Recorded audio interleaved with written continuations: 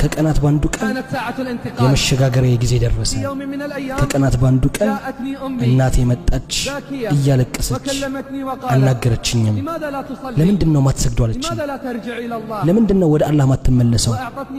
ካሴትም ሰጠችኝ እንዳዳምጠውም አስማለችኝ።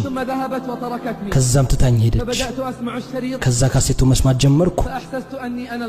ተሰማኝ ስለኔ የሚነገር ካሴቱ የሚያወራው ወደ ጥፋት ወንጀል ስለሚሰምጡ ሰዎች ነው። ካሴቱ የሚናገረው ስለ መጥፎ ጓደኛ ዘላቂነትና ስለ መጥፎ ጓደኝነት አጥፊ። ማልቀስ ጀመርኩ። ማልቀስ ስለ ተውባና ወደ ራስ ስለመመለስ አሰብኩ ይላል ባለ ደብዳቤው። ያ ሼኽ ግን ታውቃለህ የካሴቱ ባለቤት ማን እንደሆነ? ታውቃለህ ግን ያ ሼኽ የካሴቱ ባለቤት ማን እንደሆነ? እሱ አንተ ነህ። እኔ በጣም ወድሃለሁ።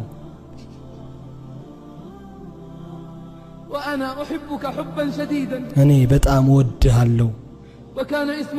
የካሴቱ ስምም የሰማጮች ሁኔታ የሚል ነው።